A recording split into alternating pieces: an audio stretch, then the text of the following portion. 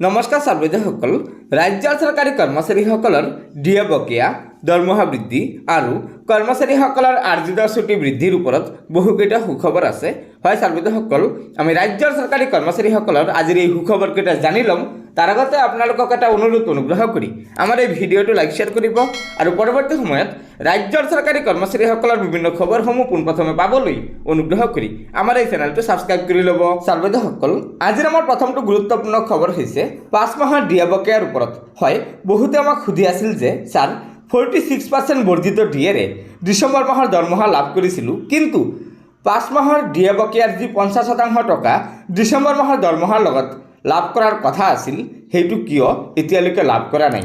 হয়, আপোনালোকক আমি জনাব বিচাৰিছোঁ যে আমি পোৱা বিশেষ খবৰ অনুযায়ী 5 মাহৰ মৰ্গীয়া বোনাছৰ বকেয়াৰ 50% টকা আপোনালোকে অহা সপ্তাহৰ ভিতৰত লাভ কৰিব। আনহাতে বাকী 50% বকেয়াৰ টকা এপ্ৰিল মাহৰ বহাগ বিহুৰ পূৰ্বতে আপোনালোকে লাভ কৰিবলৈ সক্ষম হ'ব।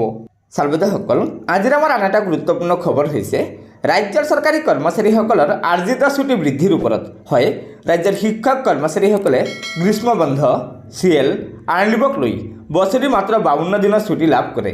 আনহাতে ৰাজ্যৰ অন্যান্য বিভাগৰ চৰকাৰী কৰ্মচাৰীসকলে CL, committed leave, holiday, second Saturday, fourth Saturday আৰু আৰ্ণ লিভক লৈ মুঠ 76 দিনৰ ছুটি লাভ কৰে। আনহাতে শিক্ষক কৰ্মচাৰীসকলে বছৰি 10 দিনৰ আৰ্জিত ছুটি লাভ কৰে আৰু অন্যান্য বিভাগৰ কৰ্মচাৰীসকলে বছৰি 30 দিনৰ আৰু চাকৰি জীৱনত মুঠ 300 দিনৰ আৰ্জিত ছুটি লাভ কৰে, যিটো আমাৰ ৰাজ্যৰ শিক্ষক কৰ্মচাৰীসকলো এই 300 দিনৰ আৰ্ণ লিভৰ অধিকাৰী।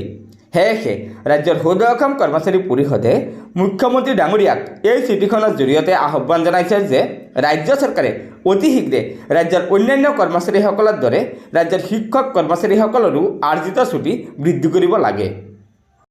ছাত্ৰছাত্ৰীসকল, আজিৰ আমাৰ আন এটা গুৰুত্বপূৰ্ণ খবৰ হৈছে ছ'চিয়েল মিডিয়াত বহুলভাৱে প্ৰচাৰ হৈ আছে যে চৰকাৰী কৰ্মচাৰীৰ ডিএ 50% হৈ যোৱাৰ লগে লগে সেই ডিএ কৰ্মচাৰীৰ বেচিক পে'ৰ লগত যোগ হ'ব।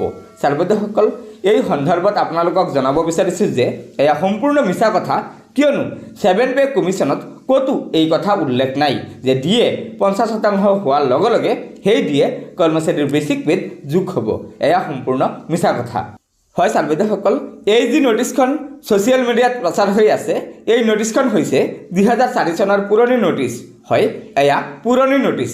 গতিকে আমাৰ চৰকাৰী কৰ্মচাৰীসকলৰ ডিএ 50% হোৱাৰ পিছতো এই ডিএ কৰ্মচাৰীৰ বেচিক পে'ৰ লগত কোনো পধ্যেই যোগ নহয়।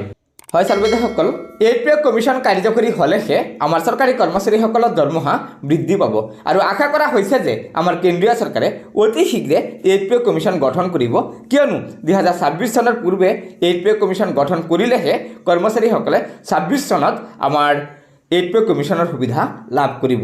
গতিকে ছাত্ৰছাত্ৰীসকল, আশা কৰিছোঁ এই ভিডিঅ'টোৰ জৰিয়তে আপোনালোকে বহুকেইটা কথা জানিব পাৰিছে।